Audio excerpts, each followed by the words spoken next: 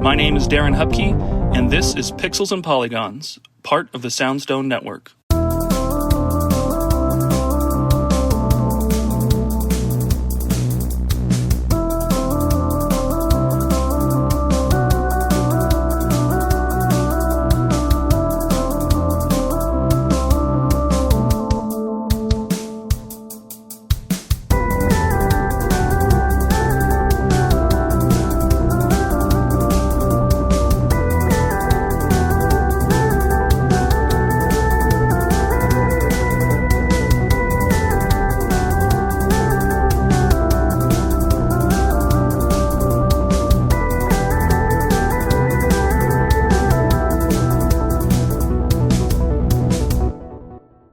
Hey everyone, welcome to a new episode of the show.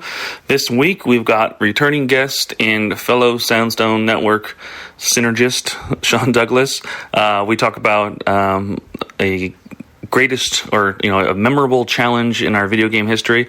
It's fun conversation, fun episode. Sean's a good person to chat with. So when you're done listening to this episode, go check out Kirby Conversations and maybe look forward to some new stuff from him in the future as well. There's a couple things going on right now. If you're listening to this at the time of release, I do have a Kickstarter up for the next two issues of Retro Game Zine. Those will be the final two issues of the year. But in addition to that, the cool new piece is the 2025 annual. That is going to be a book that is a collection of all 12 issues in a single volume. So you can see that on Kickstarter now. I'll throw a link down in the show notes. That is a cool way to kind of catch up and read the zines. If you missed the single issues or, the single issue thing didn't seem like your thing, having it all in one book is a cool way to check it out. So please do share it with your friends, tell your parents about it, bring it to school and talk to it with your teachers, whatever. Anything helps. Otherwise, the same business as usual. Check out pixelsandpolygons.net for all the physical books and zines and everything that you can buy. I have t-shirts up there now, featuring like the different customized like cover art and stuff I've had for the zines, as well as just like the basic logo stuff. So some fun designs there, and even a beat 'em up shirt. So you can still purchase beat 'em up on the website. And then for digital goods, if you go to patreon.com/DarrenHupke/shop, again, the link for that is in the show notes. You can find digital copies of everything. So pretty fairly priced too, I feel. So, I kind of encourage people to check it out digitally, and if they like it, it's not really a waste of their money to double dip and get it physical. But yeah, that's it. I've been moving and grooving on the 32-bit Library Volume 5 or Greatest Hits Volume 1 or whatever I'm going to end up naming it, but the next 32-bit library book is cooking. I've got some cool contributions from some folks there too. Some friends came in to help do some of the game write-ups, and I'm getting ready to start putting that all together. So that should probably be maybe by the end of September, like kind of coming together permanently, and then like a Kickstarter probably around that time for that. But I would expect a late year ship, maybe early next year ship date for that, for anybody interested in the production process behind the scenes. But other than that, that's what I've got. It's a lot of the same, but always moving and grooving and different. I'll be in Portland at the Portland Retro Gaming Expo in October for anybody who wants to come check out this stuff in person and meet and chat and hang out and talk about video games. But that's it. Enjoy the episode and come back next week for another new one. Bye. Have a good week. Hello, we are Kirby Conversations, a podcast on Kirby, along with other adjacent subjects like Smash Brothers, HAL Laboratory, and other related Nintendo games. In each episode, we take an in-depth, well-researched look at a Kirby topic, drawing on our decades of experience playing Kirby games, creating Kirby-related content, and working in and around the video game industry. I'm Sean Douglas. I'm a theater and video game journalist. And my name's Bridget. I'm an online Kirby commentator and collector. Our team also includes photographer and Nintendo ambassador Kai Captain Dangerous Parker and Gigi, the editor-in-chief of Wick Kirby. Join us for deep dives into Kirby's history, interviews with industry professionals, and even inside looks at Nintendo, as together we explore all things Kirby and HAL Laboratory. You can find Kirby Conversations on Apple, Spotify, or wherever you listen to podcasts.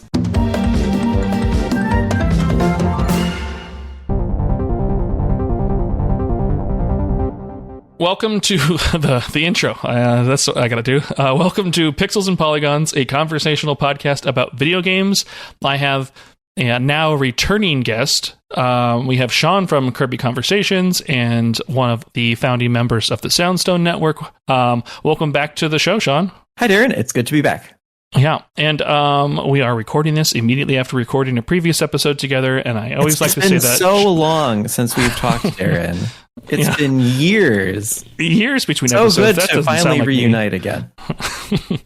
But yeah, welcome back to the show, Sean. We last episode, if you haven't listened to it yet, by the time this one comes out, it's likely a number of weeks after that last one. But you could always go back. We talked about one of your personal favorite games, or an average game that doesn't get enough attention, which is one of my favorite questions to ask. But this episode is one that I don't get to ask this question that often, so I'm excited to hear what this is. It's also another chance to kind of hear just a personal story and personal nostalgia about what you have here. But before I reveal that question, we'll jump into some this or that's, if that sounds good to you. Sure. Well, this or that, Tekken or Street Fighter? I do like both of them. I will go with Street Fighter on this answer. I feel like between the two of them, I play Street Fighter much more than I play Tekken. Again, I enjoy playing both of them, but I feel like Tekken is a game that I watch more than I play. I did enjoy Tekken 7. I've been enjoying Tekken 8, but I just have much more experience with Street Fighter. And overall, I just like that style, I think, of fighting game a little bit more. But do enjoy both, but I'll go with Street Fighter. Okay, so we can pause this or that's just so I can maybe ask you a question. Street Fighter 6, I loved. The World Tour mode is what kind of forced me to buy it day one, and I had a great time going through that. The Tekken 8 does have its own, I don't want to say similar mode, but there's a mode where you kind of create a character and you go through like a world or like a something similar to it, right? I mean, have you played that in Tekken 8? I kind of just started it. Just started as in start at the beginning of it, not like I started recently. So it's been a while, but yeah, it takes place more in the real world almost, right? Where you're in the arcade scene playing Tekken with other people, I think, if I'm not mistaken. Okay. It's not like you're in the world of Tekken. I think that there's I think there's an actual story mode. I don't know. Anyone who's more familiar with Tekken 8 than I am can. I mean, I have the game. I could just go and check, I suppose. But I think there's an actual narrative, and there's the version where you rise the ranks in the arcades as a Tekken player. Yeah. That's the mode I was curious about. I know that there is that. It's continuing the story and that deep Tekken family drama lore that is the series, which those great trailers that kind of first announced the game that jumped into the fight between Kazuya and Jin and everything. It was really rad. But I think it's I was just curious to know. Continuous video game story, isn't it? Doesn't it? I think it has the record for that. Oh, I wouldn't Yeah, I guess again, I guess don't quote me on that, but true. I thought I'd seen somewhere that it was the longest uninterrupted video game narrative. Interesting. That's kind of cool. I was just curious about that new mode. I have yet to pick up Tekken 8, but I really want to, and that's been the thing I've kind of wanted to just kind of see how fun that is, because it's probably something I could see myself sinking some hours into. Just kind of curious if it was good or not. Yeah, we should play together sometime. It is a lot of fun. Yeah, when I pick it up, I'll send you a message and let you know when I'm ready to Tekken out. Let's see. Back into the this or that. Ryu or Ken, then? I'd go with Ryu. I do like the Hadokens. It feels like Ken is more kicks focused. And I tend to be a player who tends to like characters that have projectiles more. They just added a bunch of new stuff to the Hadokens as well. They've made it more powerful. They made it faster. He got a lot of buffs in the last round of patches. I do like the way he can charge it up too, and store a stock of powered up Hadoken and stuff. So, and I guess he's just the protagonist. It kind of feels like you wouldn't have Ken without Ryu. So I'll go with Ryu. Yeah, I said Ryu, and I keep wanting to correct myself every time I say it wrong like that. I loved like the Alpha series when Ken started to get a bit more like personality, and it didn't just feel like a palette swap necessarily. There was like some move variants, and like his kicks started to come into a more like original, the move differentials than Ryu. So I don't have. I mean, I think I might like Ken a bit more, but you also, like you said, you can't have Ken without Ryu. It just wouldn't make sense. Yeah, I like them both. For a while, when Street Fighter 6 first came out, there's a long period before they added any patches, and Ken was like really at the top. Like he really emerged as, people debated whether he was the top or like the second best, possibly the third best or whatever, but he seemed to be very dominantly one of the best characters in the game. And playing online, it just felt like every like third or fourth round, you're just fighting Ken over and over again. So maybe that has also made me kind of feel like I've just seen so many Ken matches, like seeing someone else is just a little bit more refreshing. So it's nothing against the character himself, but it's just kind of nice to not see Ken sometimes too. Let's see, Game Boy Advance or 3DS? I'll go with the Game Boy Advance. I think there's a lot of untapped potential in the library for the Game Boy Advance that I haven't really looked into. Like I've played a lot of Game Boy Advance games, really enjoyed the console when it first came out, and I still go back to Game Boy Advance games. And I feel like between the two of those systems, like if you were like, which library do you really want to dig into more and really explore more, I would go with the Game Boy Advance. But I did enjoy the 3DS as well. Yeah. One thing I miss about the 3DS, I also would answer this Game Boy Advance over 3DS, but I love the 3DS still. But the Street Pass feature in the 3DS, I loved that. Those like Street Pass like games that they came out with where you could, use the characters, that you came across as like support in the different like games that they had was like super rad. I always wanted them to do something like that with the Switch. And when they didn't, I thought for sure that would have been a great addition to the Switch too. But from my understanding, there also is not like a returning technology piece like that for that Street Pass type of bit. I thought that was a really cool idea. I really would like to see that happen again. Yeah, that would have been perfect for the Switch. That was where, like, if you came into contact with someone else, did they have to have the game too, or was it just if you came into contact with someone else who had a 3DS? Like the system could recognize you met them or were within close enough proximity for the systems to like communicate with each other. But there was like 4 original like downloadable games that were like the first wave of it. I'm sure there was like more in like actual like cartridge games, but like, yeah, you had to be close enough in somewhat proximity of it, and it would register them to you, and you could just you would see their Mii character and their name and everything, and there was like this Mii Force like space shooter, and different characters would be like a different weapon power up. So you could only have like a stock of up to like 10 characters, I think, pulled up. Like you'd have to check and meet them, and then they'd be added to your game. And then you'd have it. You can close it back again, and then meet another 10 folks and everything. But yeah, it was just neat. Like there was different games that did different things. But there was like a gardening game that people would come and visit your garden and help you like increase the rarity and quality of like the flowers and plants you were growing. There was just some. It was just like. I don't know, it was just unique and it was special. There were some like actual like purchasable like cartridge-based games that would also utilize that. I think that would give you like unlocks or like bonus items. I think the Monster Hunter games used it for some bonus items, and even maybe the Pokemon games even did that as well. But yeah, it's just a cool concept. I mean, if you're out there already out and about in the world, it's just a neat way to like exchange like your Mii or your player card or whatever it may be to like meet players to, potentially like partner up with, even if it's asynchronously and not like a real time type of thing.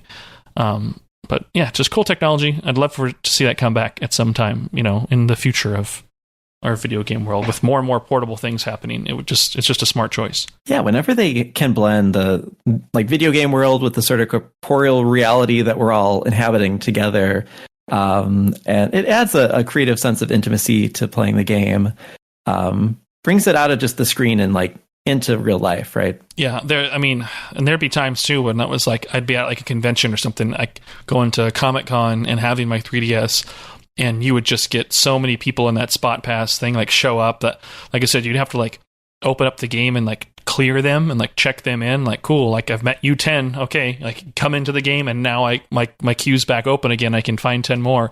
And you just get just tons and tons of people you'll be able to just meet in like, tight knit areas and everything.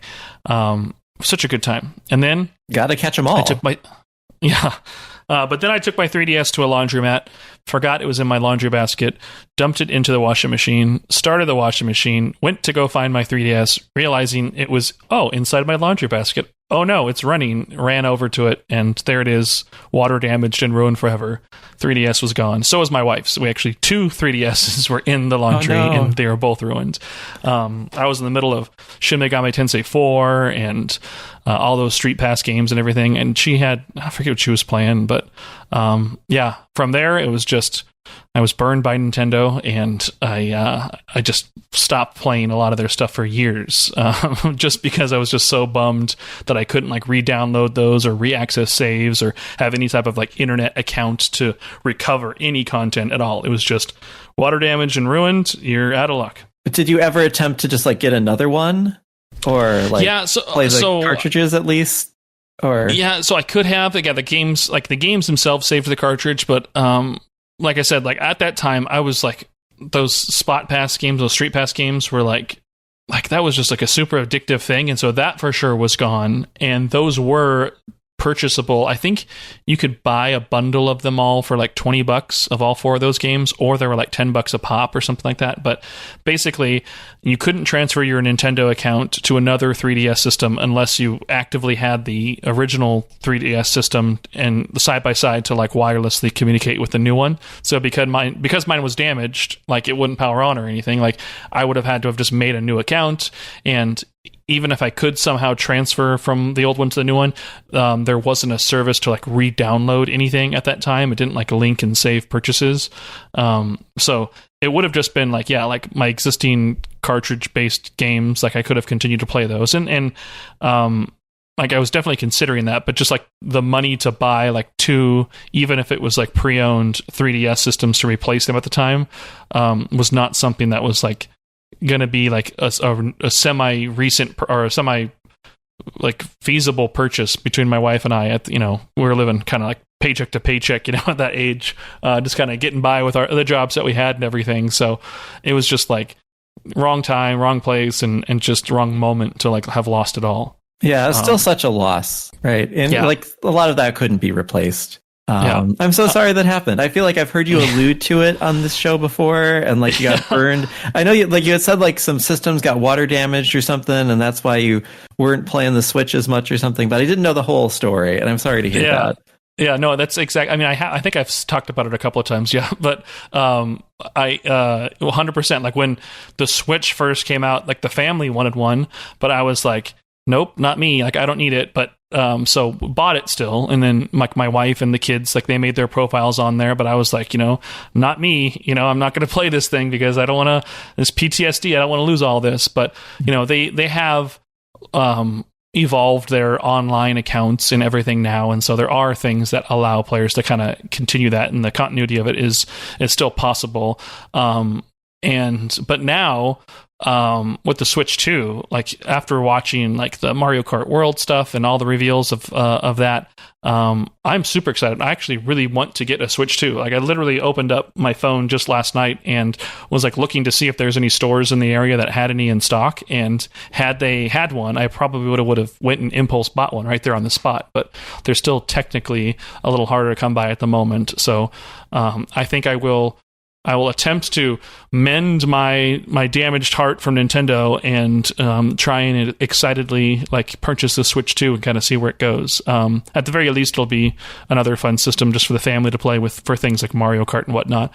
But potentially reinvest back into it and see where it goes for me. Well, I hope you don't accidentally run your PlayStation through the wash. Yeah. That will not happen. But I mean, I feel like I have had a failure, but they had all the cloud saves and everything. And so, like, as much as I was panicked, as soon as I was able to repair it, I was able to restore and get everything back over. And it was like, okay, nice. Okay, cool. And so it was like, dodged it. But it was, it's a little PTSD. No, understandable. Let's do a couple more. I've taken us on some tangents here. Let's standard edition or collector's edition? Probably standard edition. I don't buy a lot of collector's editions. I tend not to like get a lot of like ephemera and kind of stuff along with the game. I usually just buy the game itself. What would be the thing that would make you buy a collector's edition? Like, is there an item or a bonus thing that like has intrigued you to potentially buy a collector's edition? So I don't know if this was a collector's edition, but I did get a version of DNF Duel that came with like a little postcard. And it was a game that I already had, but I felt like it in the Switch version too. I think that was the one that came with the little card, if I'm not mistaken. Because I wanted to support that game and I wanted it on the Switch as well. I feel like DNF Duel kind of got overshadowed in a lot of ways, and some things about the rollout of the game were not as ideal as it could have been, but the game itself was excellent. So that's one I would definitely recommend people check out. If you've never played DNF Duel, it's definitely worth playing. But that was one that I got a little something extra with. But I'd say the main thing is like, if there's been DLC for a game, like, or if it's like, you know, a game that's a few years into existence, sometimes I have thought like, well, maybe I shouldn't get this right away. Maybe I'll wait and get like the full package with like multiple seasons of characters together with something. I just got like an extra, I forget exactly what it was called, like the deluxe edition or something of Grand Blue Fantasy versus Rising. And that's a game I hadn't hopped onto right away. I played the original, but hadn't hopped onto the new version yet. Played the free version a little to some degree. And now that there's been like a season of characters and stuff, like there's a new version out where you can get all kind of packaged together and you get some extra like colors and stuff with it too. So that was a situation where I felt like, yeah, this is a good deal. It's a little bit more expensive, but worth it to get all these other things along with it. But there wasn't anything like physical or anything packaged in with it. Last one then, pixels or polygons? I would say I would actually go with polygons in this case. Because I do feel like between the two, as you know, as highly I think of both of these, I think if I lost access to one or the other, I would rather still be able to hold on to modern games that exist in a 3D space, and just the memories, I suppose, of the pixel versions. And if I just had like classic pixel art games and didn't have the modern ones, I could still enjoy video games that way, but I think I would be missing out on kind of the future of video games in a way. So I'll go with the polygons in this case. Gotcha. I'm in a weird state of like, I mean, I love just the classic pixel art, and especially like a sharp high res pixel art, like in like a modern looking game.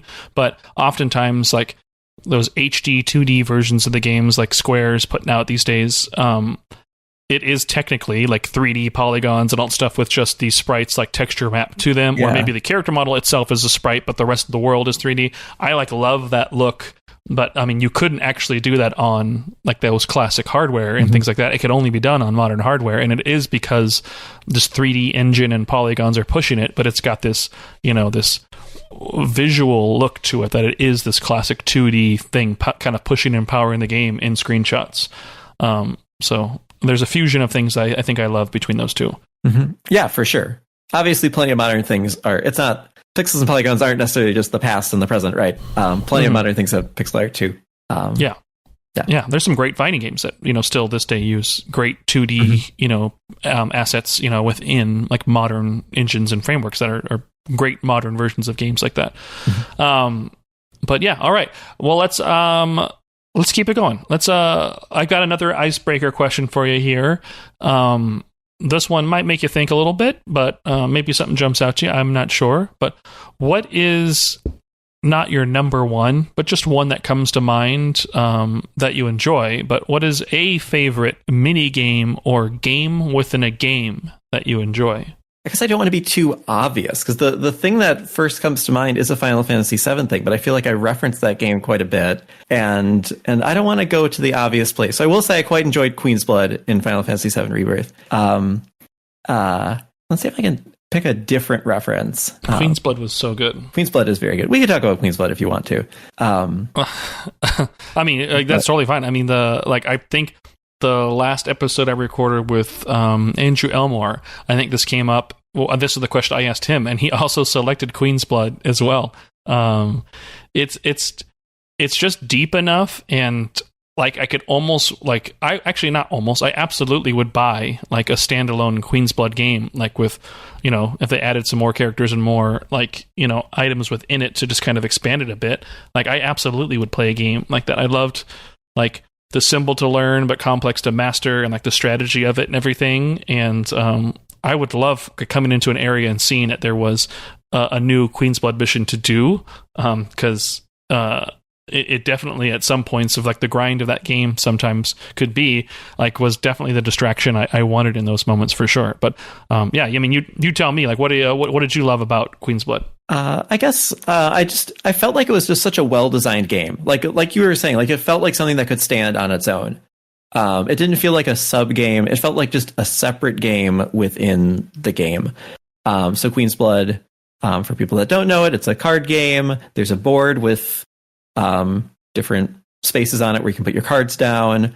The cards can open up opportunities to lay down cards next to them, but the cards have different values, and you need to have like a certain number of points and a certain, you know, space before you can lay down cards with certain power levels. And the cards also have different like point values on them that add up to a total score. And I guess people can look up how this game all works if they really want to. I think that one thing kind of holding it back from maybe working in real life is that the game, like the actual game, did kind of progressively give you better and better cards, and it did kind of by the end of it feel like there were sort of the best cards compared to some of the ones that they started you off with. But it still felt like there were a lot of different combinations that were still viable. Like I don't know that it's possible to quite break the game. I don't know that if there is like one definitively best build, like I know what I managed to sort of beat everything with, but that might be different what someone else used. But just a very well designed, fun, strategic game, interacting with the characters out in the world who are all playing. Like they came up with some pretty creative characters for you to find and play against too. So I felt like that was just really well realized. Like it's a whole separate storyline. Really, it starts off seeming like, oh, there's this mini game you could play, and then there's this like really deep kind of dark storyline attached to it without spoiling anything. But it's definitely worth going down that rabbit hole if you're playing Rebirth. It did not need to be like as involved story wise as it was. Like it could have just been like, oh hey, like I got some downtime, oh you like to play this game, let's play. And then it could have just been a one-off NPC to play against. But the weird like dark story that was all like behind it all, and like the last quote unquote like boss of it all, like it was fun. They did that right. There was a ton of mini games in that game, and that was, you know, definitely the best one. I will say too, I guess to pick a less maybe immediate reference that I reference frequently, I really liked the way in Super Mario Odyssey, the way you could go into the wall and it would cut into the classic Mario gameplay from the 3D Mario gameplay.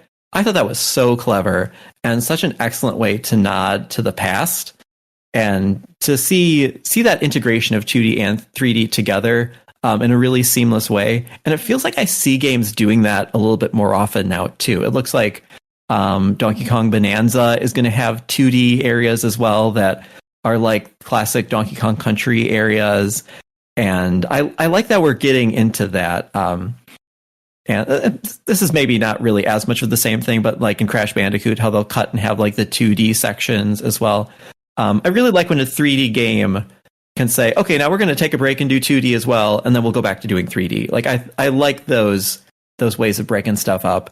And Mario Odyssey, I think, just did it in such an inspired way. Yeah, those are really cool. I mean, it even reminded me of that Link Between Worlds, you know, like puzzles that where you kind of flatten yourself onto the walls and everything, but that essentially level it up and you played like the original Super Mario Brothers style 2D platforming in these specialized areas within the actual like solidly fun 3D game. And then if I can name one more that I just thought of, have you ever played in the Mario Party games? Are you familiar with the game Honeycomb Havoc? No, not necessarily. I haven't been a huge Mario Party player, but yeah, what game is Honeycomb that? Havoc just sticks out in my mind. It has kind of annoying but kind of catchy music, but it's a game where you have a certain number it's a very like game theory-y kind of Mario Party game. It's kind of a direction they don't normally go, but I like games that work this way and game theory and strategic kind of risk management sort of stuff. And in Honeycomb Havoc, you've got a dice block that can just have a 1 or a 2 on it. And it tells you how many fruits you want to get out of the tree. So the characters have little baskets and they're getting fruit out of the tree. You decide whether you want 1 or 2, but you want to not get the honeycombs that have the bees in them. And you can see down the pipeline of the tree when the honeycombs are coming. And you have to be strategic with the other players about like, do I want to take 2 on my turn or do I just want to take 1? And there's some clever things you can do to corner someone and kind of predict down the road, like how many to take away on your turn to make sure that by the time it gets back to you again, it's not on the honeycomb. And it's just kind of fun to see dramatically how it plays out. And sometimes you don't really feel like you had too much control over it, but it was always your choice, whether you took 1 or 2. So you're also like a little bit responsible no matter what happens. But it's a very cool, very elegantly simple game that I continue to enjoy whenever it comes up in Mario Party. Yeah, I do know that game now that you were explaining it. Yeah, I want to get that last Switch Mario Party game, but they have that enhanced Switch 2 version of it as well. I want that as well. It's another one of those things that's giving me that itch to buy that Switch 2 and not have that sadness like linked to the idea of purchasing it. So I'm pretty sure I'll have a Switch 2 in the near future, and I'll pick up that Mario Party. And do you know if it's still in that latest Mario Party game? Yeah. Mm-hmm. Yeah, that's how I've been playing it more recently. They brought it back. Cool. Well, I'm looking forward to that then. Okay, well, I'm assuming that isn't your most memorable challenge or accomplishment in a game is beating somebody in that Honeycomb Havoc. But that is the topic of this episode. What is a memorable challenge or accomplishment you had with the game? And just kind of hearing the story about that, what was the time investment and what kind of brought you to it and everything. But yeah, this is a question I don't get to ask a lot, so I'd love to hear from you. Yeah, what is that memorable challenge or accomplishment you've had with the game? So this was a bit of a risky one, because the thing that I had in mind for this, I hadn't accomplished when I chose this topic from your list. And I did that not as a sense of like, I don't know, like arrogance, like, oh, well, I'm going to go off and do this thing. But I felt like it would hold me accountable to finally get this done if I knew that I would have to talk about it on a podcast. And are you familiar with the game Banjo Tooie? I mean, I know of its existence, but I did not play the Banjo games when I originally owned a 64. But I do know of the games. So some people listening to this, if they know Banjo Tooie, might already know what I'm going to be referencing. But there's a character that you meet in Banjo Tooie named Canary Mary.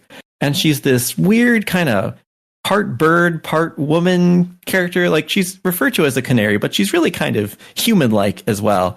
And you first meet her in Glitter Gulch Mine, and because she's down in the mine, because like has a nod to when they would use canaries to, see whether or not there was poisonous gas in a mine, which fortunately they don't do anymore. But you rescue her from this room of toxic gas, and then she challenges you to this mini game where you're on one of those little like cranky railroad cars. I'm not sure if there's a specific name for those with the levers. And it's a sort of classic Nintendo 64 tap A as fast as you can kind of mini game. So you play this race against her to get a Jiggy. You collect jigsaw pieces in that game. You can race her again to get a Cheeto page, which is like a item that helps you unlock cheat codes. And you've done your thing. You've raced Canary Mary, and she flies off and says she'll meet you again. And then later in the last world of the game, which is called Cloud Cuckoo Land, which is more of this wacky fantasy sky-inspired world, you're now racing her on a mechanical mouse, and she is much faster. And so this game came out in 2000, I want to say. I think I'll double check that quickly on the internet, but I want to say it came out in 2000. So this was some unfinished business from 25 years ago that I felt like I did finally need to complete. But the Canary Mary race was one of the only jiggies that my brother and I, growing up, could not get in this game, and we could not figure out how to tap A fast enough to actually beat her. it wasn't just difficult in a sense of like, oh, we needed to look up a guide and figure out how to do it kind of a way, or like didn't know how to solve this particular thing. It was something that felt physically prohibitive. Like it just felt like we could not humanly tap the A button fast enough to beat her. So we really kind of hit a wall with this particular thing. Could still beat the game and everything, but just never got that particular jiggy. And I had always remembered that because it was one of my favorite games growing up. It's still among my favorite games. And it always felt like, man, there's that thing in there that we could just never figure out. It seemed impossible to tap A fast enough to actually beat this thing. That's so weird that it just felt like physically impossible to do this. And I remember kind of reading about it, off and on, I think over the years. Like I remember looking up a few years ago being like, yeah, like what does the internet have to say about that? And I saw people talking about how, well, there's a lot of rubber banding. If you stay right behind her, don't pass her, just stay behind her throughout the race and pull ahead at the end, you could win. So I just kind of thought, oh, okay, I guess that's how you do that or whatever. We weren't trying to do that before. Never really went back and tried to actually do it.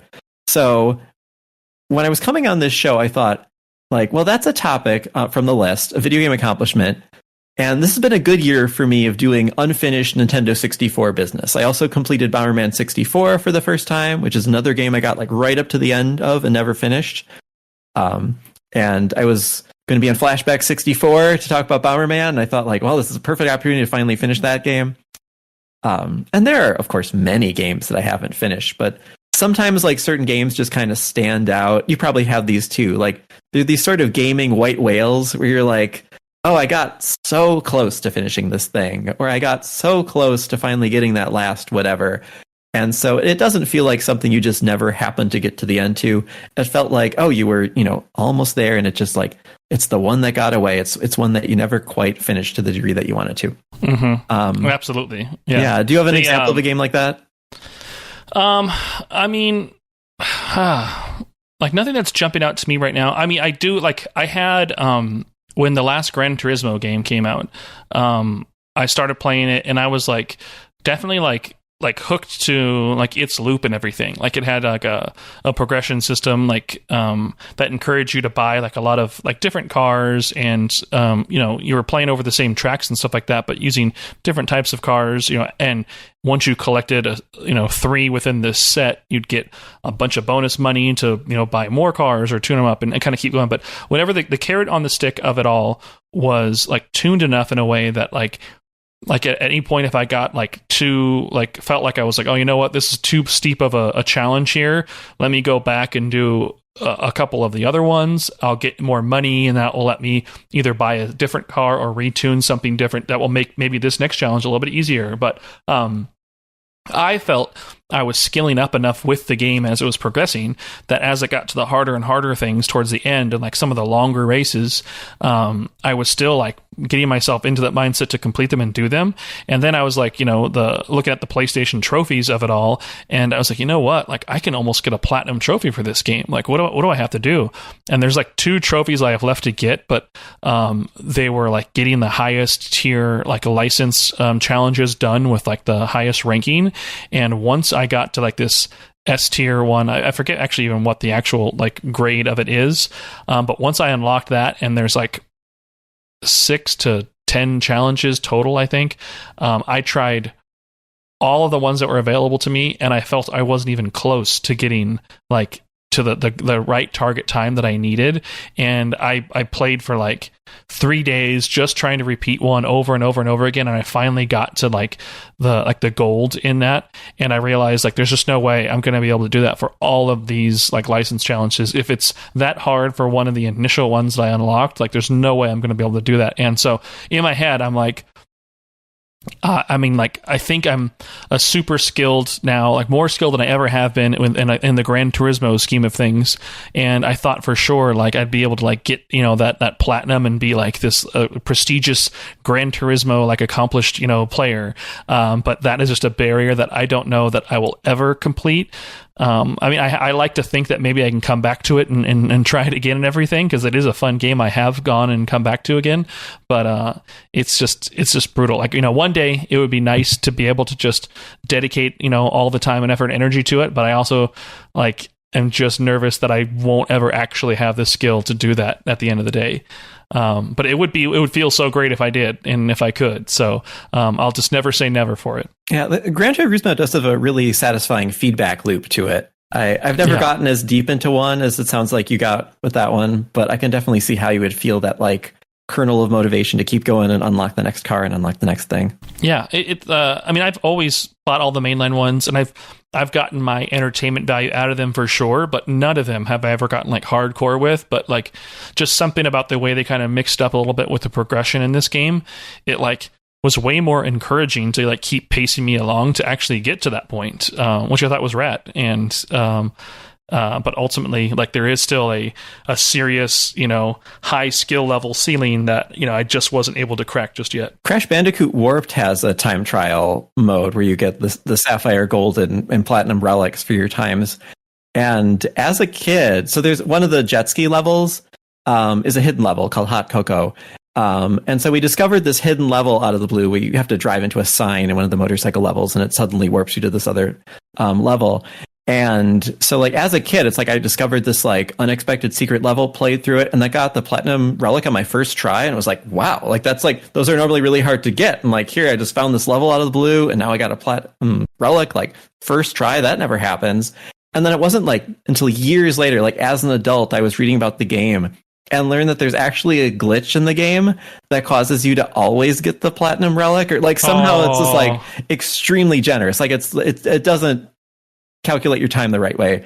And I remember reading about that as an adult and being like, oh, that was like a core video game memory that has now been like totally called into question, right? So yeah, because like that's such a bummer. That's like the reverse of the question. When they had like the new trilogy, like the remastered trilogy come out, like that was when I would like had played through it again, and I got like a Sapphire or something the first time. I was like, oh, when I was in fourth grade or whatever, I got the platinum on my first try, and this time I just got a Sapphire. Like, did I really do it that much better as a kid?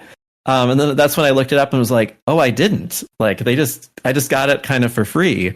But it did make me as an adult want to go back and like finally get the platinum on that level. And so it was very satisfying to finally do it the right way, and feel like 20 years later, whatever, I had finally done this thing I thought I had done a long time ago. Well, it's cool that you got to actually do it again. Because, yeah, I mean, if anything, that would have been like the opposite of this question, like a challenge or an accomplishment that you're proud of, but like secretly you just found out that like it was a mistake. You didn't actually do. No, yeah. But being able to actually go back and do it, that's good. I mean, technically you could have redeemed it, and we're like, no. So I still, even if I didn't actually prove it then, it has been proven now that I can do that and I have that skill. So yeah, that's fun. Yeah, I thought about choosing that as my topic for this one. But I had told that story before in like my other podcasts and stuff. But also a very good game, Crash Bandicoot Warped. Yes, absolutely. But back to Banjo Tooie. So in Cloud Cuckoo Land, you meet Canary Mary again, and her race is just punishingly difficult, and we could never do it as kids. And so when I was thinking about like a memorable video game accomplishment that I could talk about on this show, I thought, I'm going to choose that one. And I'm going to make sure I set aside time to finally go and complete that. I'll figure out whatever I have to do. I'll use the power of the internet. I tend to not be inclined to want to look things up. I want to try them on my first, on my own first in a video game before looking them up. I'm not against looking things up if I have questions about something, but usually I try to do them on my own first. And I felt like, well, 25 years later, I think I'm allowed to use the internet to help me on this and figure it out with the rest of humanity, and we'll kind of do it collectively here. So I booted up Banjo Tooie for the first time in years. It took some bearings to even kind of figure out like, okay, like how do I get back to that level and find her again? But once I found her again, I was like looking at Reddit, looking at YouTube, looking at other people's strategies, like still couldn't tap it fast enough to beat her. Tried doing the thing where you just like sit behind her because she's going to rubber band, and like that strategy didn't work either. So I'm like, okay, I guess I do just have to figure out how to tap this button faster. And so I'm pushing it against my leg. I'm like trying to like, some people said like, well, put your fingers together and kind of rub across the button. Like people had all these different strategies that I was reading about. Someone said get a spoon and like rub it against the button. So I was like trying all these different things, pushing this button as fast as I possibly can. Like I can see the veins like popping out of my arm while I'm doing this. Still not fast enough for the game, I guess. And I did wonder, like, well, maybe I just bit off more than I can chew. Maybe my pride has gotten ahead of me somehow. I will have to come to Darren's podcast and be like, I did not accomplish this thing after all. But I started to use a pencil eraser, which I saw was recommended too. And again, it's not really a pride thing, right? It wasn't done out of arrogance. It was more like if I say I'm going to do this thing, it'll sort of hold me accountable for it. I was trying an eraser strategy, which that wasn't really working. Another kind of like rub the button faster. But I started to use a mechanical pencil as just like a lever on the button, like holding it upright and just using that to get better leverage than just my thumb would get on its own. And that did the trick. Somehow that ended up being faster than all the other strategies. And I did finally beat her 25 years later. And that felt very satisfying. And I took a picture of it and sent it to my brother, and he just texted back, how? Like, he knew exactly what the picture was of. And it was just like, how did you do that? So I think that was something that was still very alive in both of our minds as something that was very difficult. And then once you complete that one, she has a second one that's even harder for you again. And that was the one that seemed to be more about lying in wait and not overtaking her at the end. And it was actually harder because she does rubber band and immediately go ahead of you, just kind of impossibly fast. And it's like a 3-minute long race. So it's like 3 minutes of tapping at just the right speed to stay right behind her without overtaking her. And that took a couple tries, but I eventually got that one as well. So Canary Mary is done. Finally, after a quarter of a century, I can be done with Canary Mary. Yeah, 25 years is between, discovery and completion. That's significant. That's cool. That's a good story. Well, I'm glad you got to complete it as well too. I mean, the putting the pressure on yourself to get it done is appreciated. But what a cool challenge and what a cool thing to do. I like that you've been able to now take that off the challenge list and say it's complete. And I feel like it's maybe the first time I've ever had to use a tool to help me in a game. I don't remember ever having to like bring in props, but I guess whatever works in this case. Oh yeah, I've done like a battery sideways, like like you're kind of describing some of those things, like to tap between two buttons and you kind of slide it. And I've done the spoon thing as well. Like I've tried various things. I guess these are classic strategies I didn't know about. Yeah, all my life I should have been playing with spoons and batteries, and who knows what I could have accomplished. Yeah, I mean, even I read online once that if you tuned, it was in Gran Turismo 3 for the PS2, so to bring it back to Gran Turismo again, if you had the Pikes Peak edition of that, like kind of like a super high RPM rally car, it was like a kind of a harder car to obtain, but eventually you get it kind of later in the game. But if you specifically tune it a certain way, there's like this endurance race that's like, so many laps, and it would take you like a couple of hours to actually complete.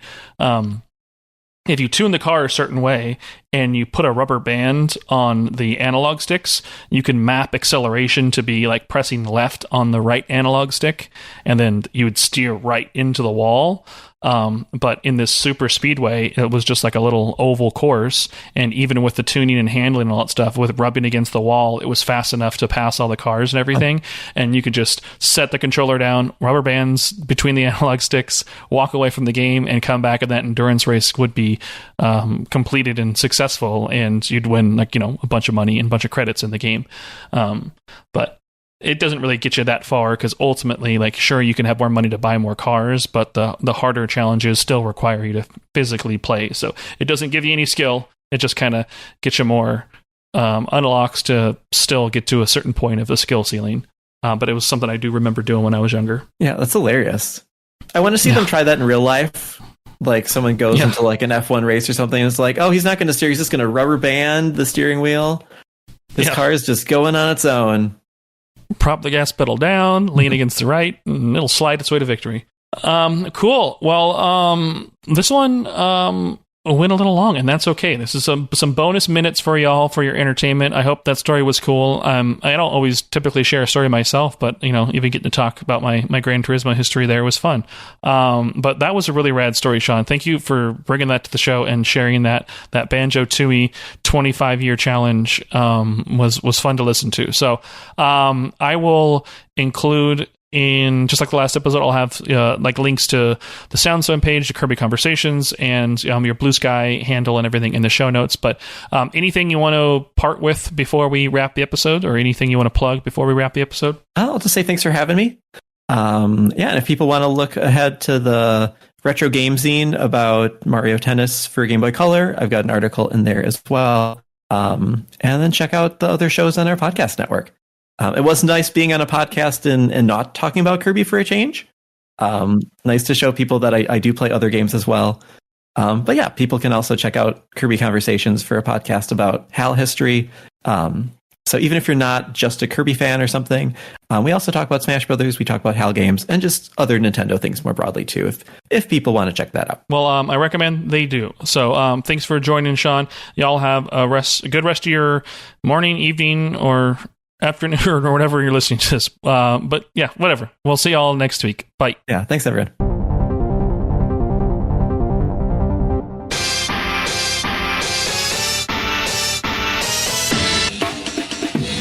Listen to Flashback 64, the chronological Nintendo 64 podcast. Hosts Gooey, McKenna, and friends flashback to the 90s and early 2000s with a look at the Nintendo 64's catalog and its contemporary cultural and historical context. Starting with the console's launch titles and proceeding in release order, we discuss classics like GoldenEye, Super Mario 64, and Star Fox 64, as well as some not-so-beloved games, lesser-known titles, and everything in between. Along with game-specific deep dives, we also cover other bits of pop culture from the time, like films, music, and more. Subscribe wherever you get your podcasts.